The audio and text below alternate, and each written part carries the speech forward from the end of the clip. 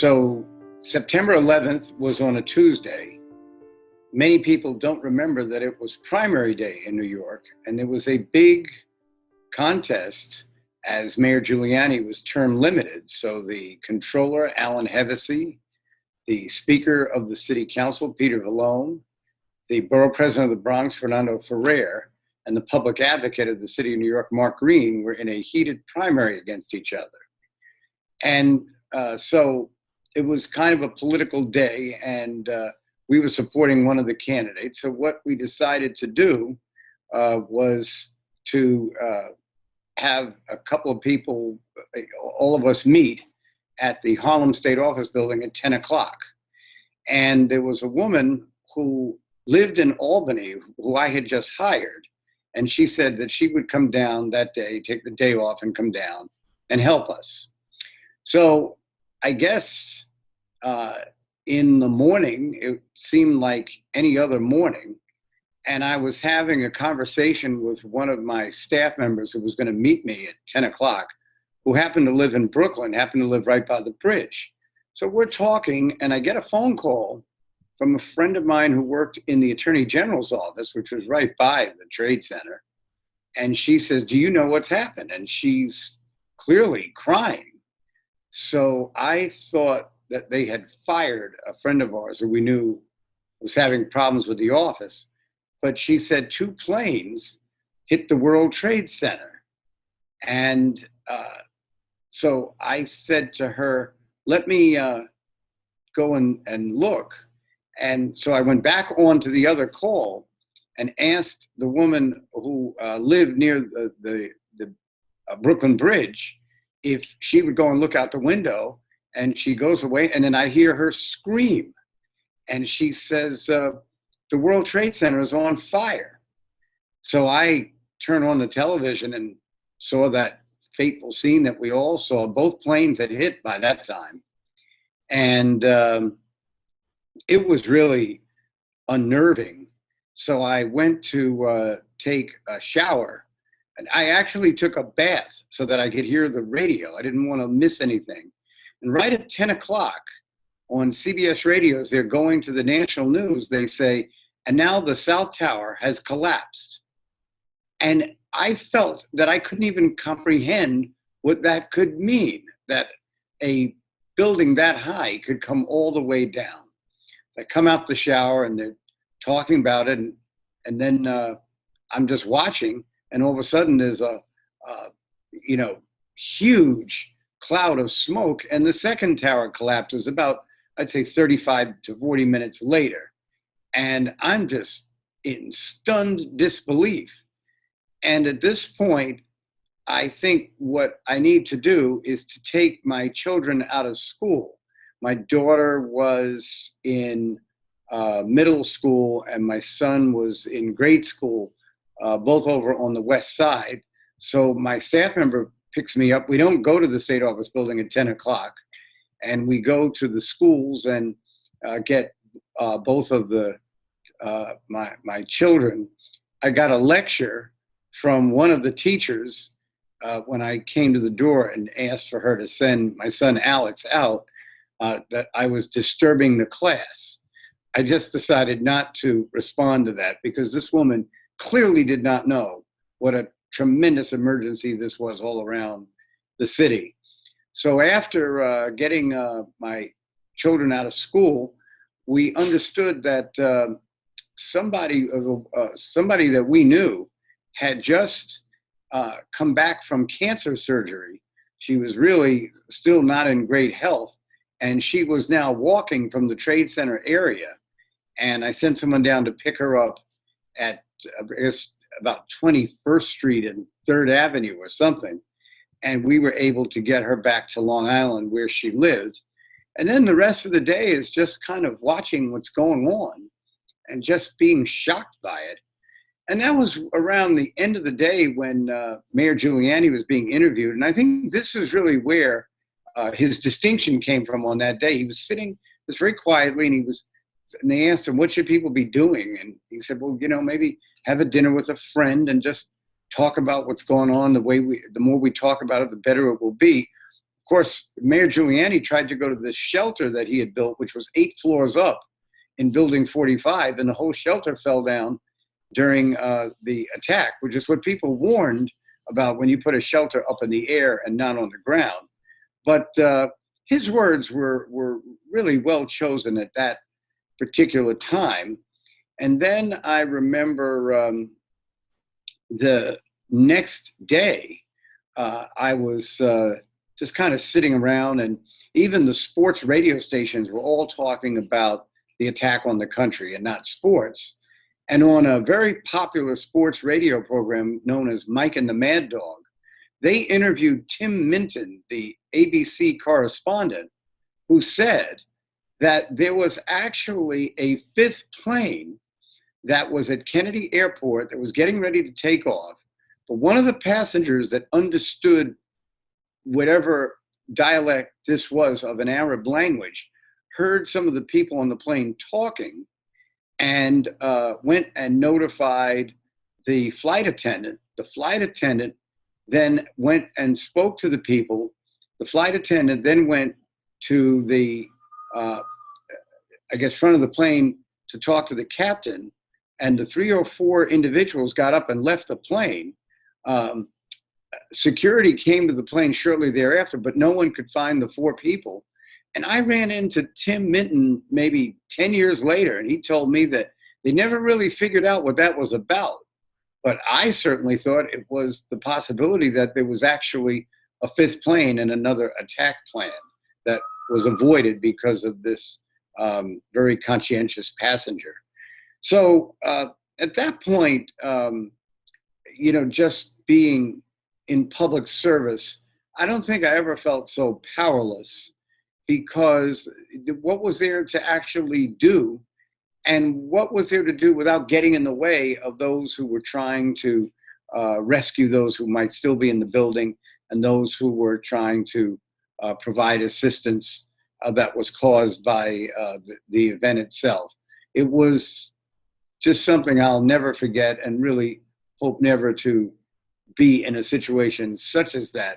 The only thing I could even compare it to was being 9 years old, and we were making Thanksgiving calendars on a Friday afternoon right before Thanksgiving, and the teacher came in and told us that the president had been shot and he had a 50-50 chance to live or die. She then left the room and came back about 45 minutes later and told us that the president had died. And of course, that was President Kennedy. But that same sort of eerie feeling in the days after September 11th were what I experienced at that particular time. Also, the fact that my former wife had worked at the World Trade Center often, and we didn't really know where she was for a couple of hours, but she had actually gone to Long Island. She was working for an insurance company out there. And then, there was just the regular checking up to make sure who was all right. My father was still alive then. He was at some meeting on a building about 20 blocks away, and they watched the whole fire and collapse of the buildings from a rooftop. And just hearing some of the other stories of people who were involved. My brother worked very close to there and was one of those people that got chased by that smoke cloud that was going up and down the streets because the smoke was being forced through those open areas, and many people had smoke inhalation as a result of it. The other thing I remember is that there was someone who I actually knew who died in the fire, and about 3 weeks later, in a WINS interview, they interviewed his father, and he said that his son had not died in the fire, that he was someplace else, and he was returning that weekend. And I realized what a devastating effect the loss of his son had on him.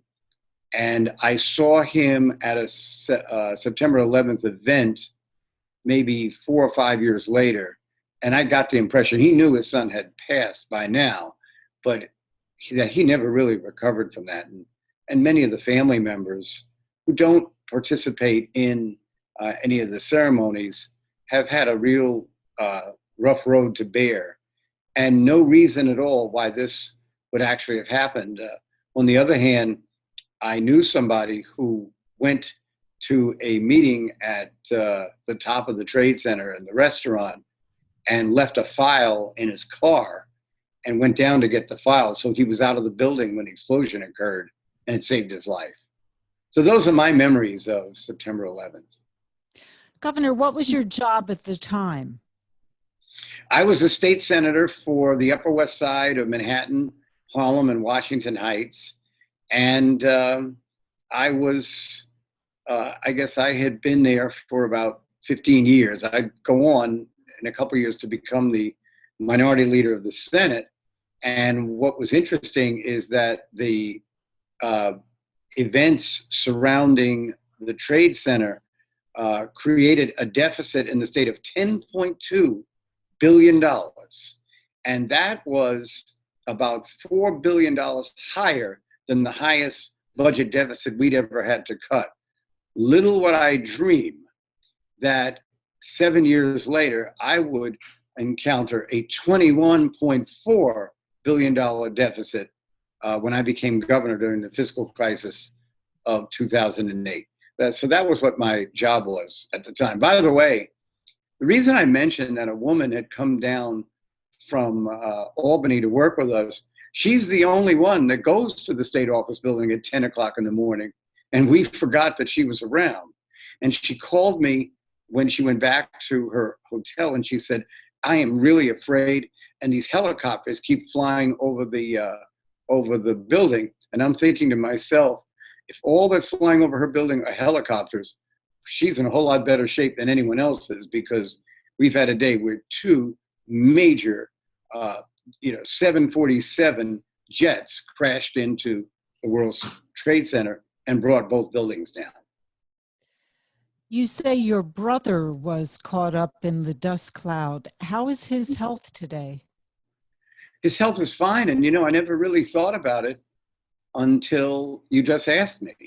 He doesn't have any issues, and he had asthma when he was younger, but he doesn't have any health issues. I guess he got out of there in time before any serious damage was done.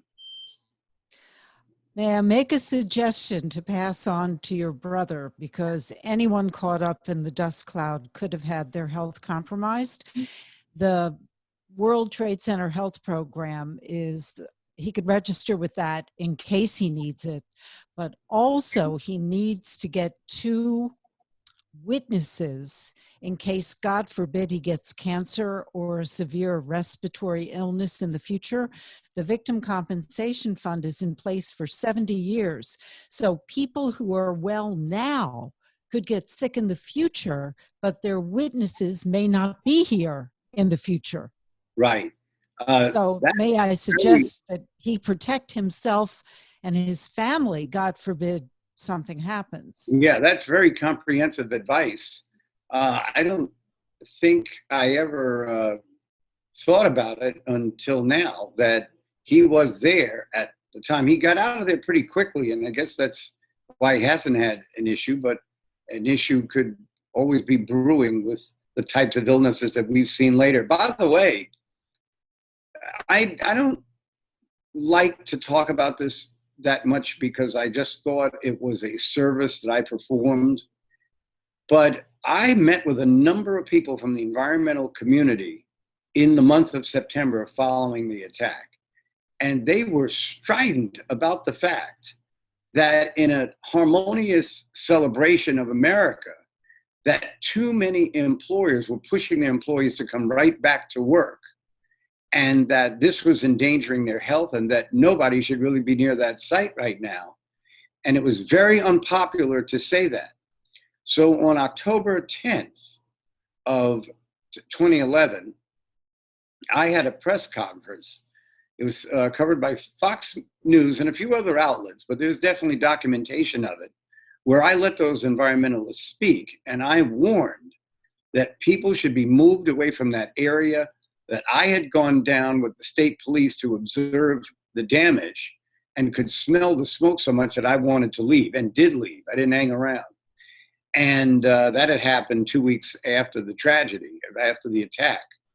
And it was covered but nobody paid much attention to it. Not one other elected official would join me at the press conference, but Congressman Gerald Nadler wrote a letter in support of what I was doing. And I wasn't treated all that well. In fact, they made me have the press conference at Bryant Park, so I was as far away from the site as possible. No one wanted to hear that there could be this future damage.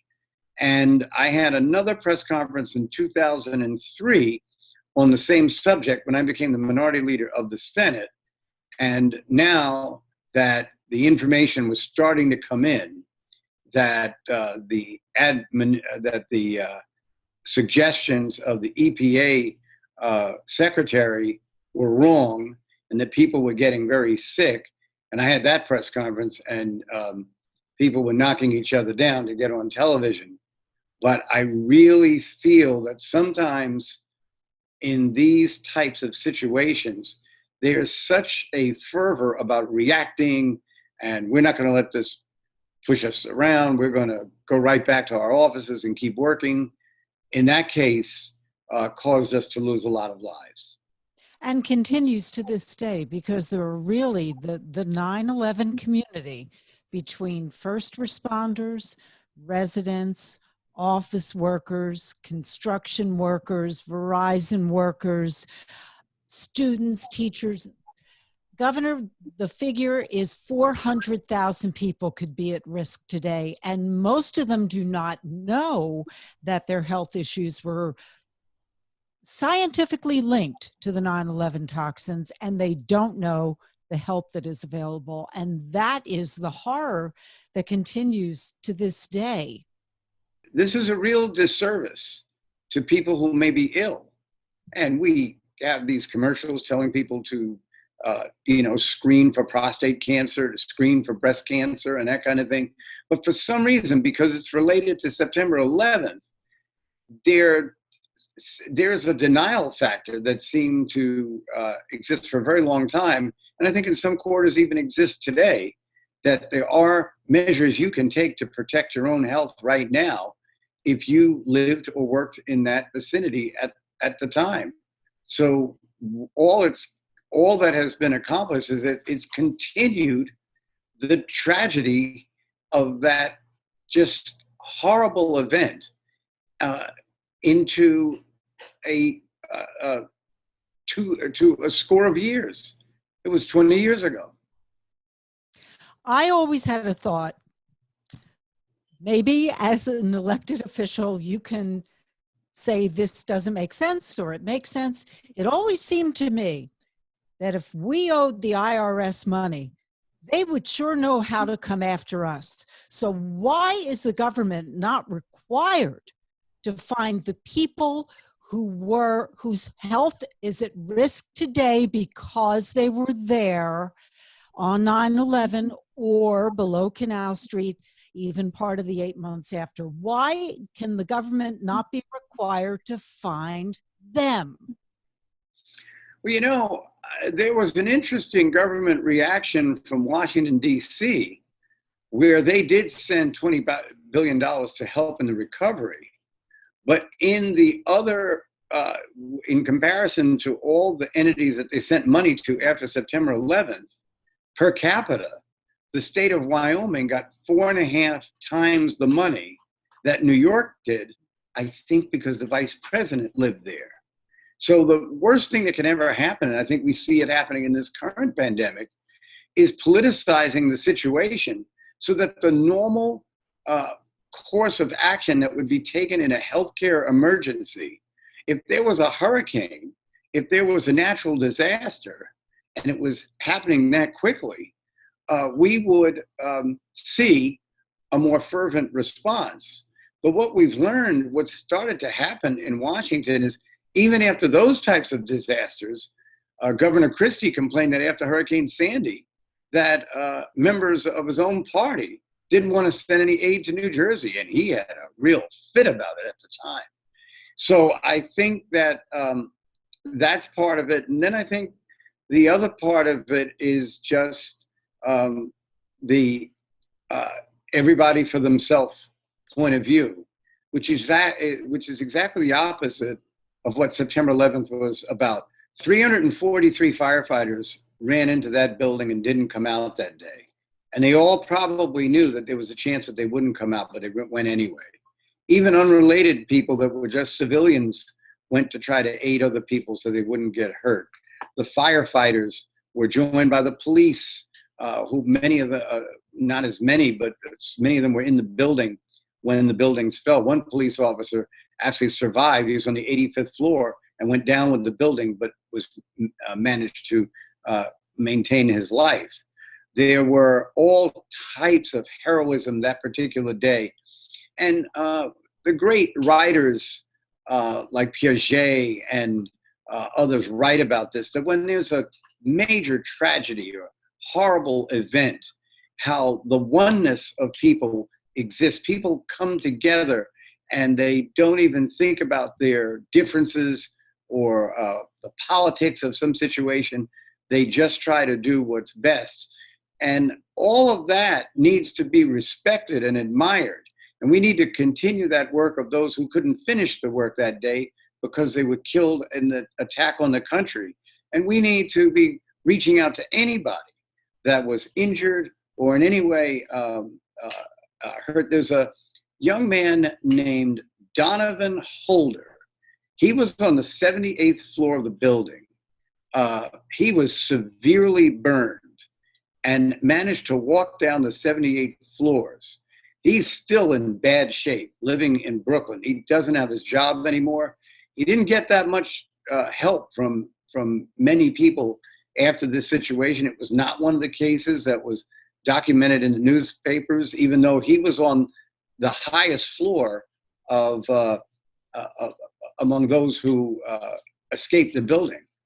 And so, you know, sometimes as we learn, these events bring out the best in people, and then they also bring out a reaction that could be a whole lot better than it was. And I'll just remind people, this is February 1st, 2021. We lost 343 FDNYers that day. We have since lost 231 to 9/11 illnesses. I believe we lost 22 NYPDers on that day. We have since lost more than 20 times that amount. I'm sorry, more than 10 times that amount to 9/11 illnesses. And it's still happening to this day. Is there anything else you'd like to add, Governor? Well, I just think about how fortunate we are, because we certainly felt, you know, that then there was the issue with poisons that were being put in buildings in the months after September 11th, and that whole situation. I think if we could project forward from those days to now and know that we haven't had a major catastrophe like that, or coming from terrorists who would like to destroy our democracy and destroy our whole culture and us with it, I think if there's a silver lining around a dark cloud, it certainly is due to the tremendous work of Homeland Security, the Homeland Security Office that I guided when I was governor of the state, and all of those people. And I'll just tell you this one story. It was the Monday before Thanksgiving. It's 2008, and I'm governor.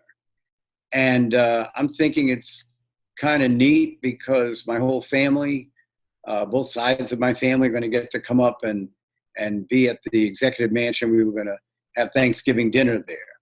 And I think people around Albany were very happy about that because the other governors didn't really want to stay in the mansion that much. And I get a phone call from my Homeland Security secretary, whose name is Michael Balboni.